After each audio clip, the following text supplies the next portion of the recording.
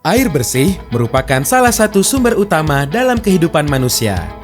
Bukan hanya untuk dikonsumsi, air bersih kita perlukan untuk kebutuhan sehari-hari seperti mandi, mencuci, hingga kakus.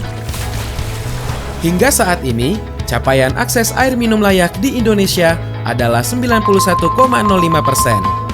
Capaian tersebut masih terpaut 8,95% dari target capaian 100% pada tahun 2024. Kondisi ini berkaitan langsung dengan kesehatan masyarakat, terutama stunting. Menurut riset Kementerian Kesehatan, 60% kasus stunting diakibatkan oleh tidak adanya akses air bersih dan sanitasi buruk, sementara hanya 40% yang diakibatkan oleh gizi buruk. Oleh karena itu, pemerintah hadir melalui Dana Alokasi Khusus atau DAK Bidang Air Minum tahun anggaran 2024. Dengan arah kebijakan yang mendukung percepatan pembangunan infrastruktur dasar dan peningkatan kualitas kesehatan masyarakat, DAK Bidang Air Minum hadir untuk mendukung penyediaan akses air minum layak bagi masyarakat. Lokasi prioritas DAK Bidang Air Minum tahun anggaran 2024 dengan fokus pada penurunan stunting yaitu terdapat pada 12 provinsi dan 2 provinsi yang masuk dalam Proyek Strategis Nasional atau PSN sebagai berikut.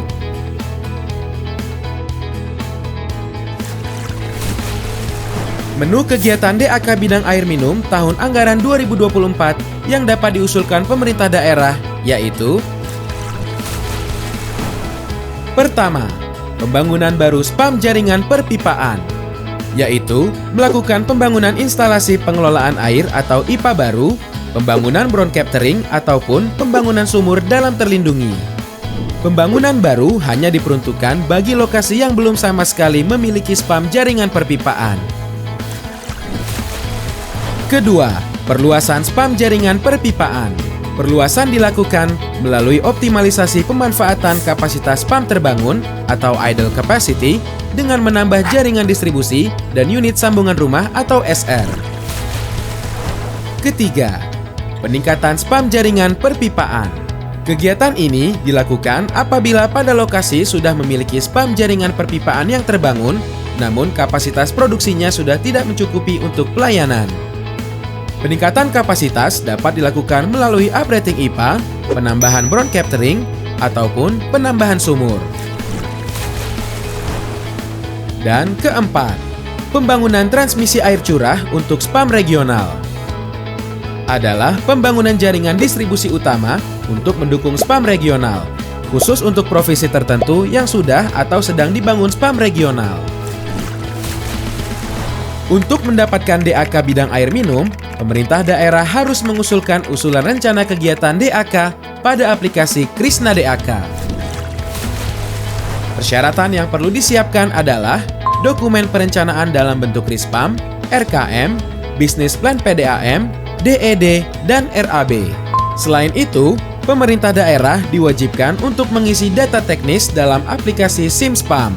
Pemerintah daerah juga perlu menyiapkan lahan yang akan digunakan dan tidak dalam kondisi sengketa, serta komitmen pemerintah daerah untuk mengelola dan memelihara infrastruktur air minum.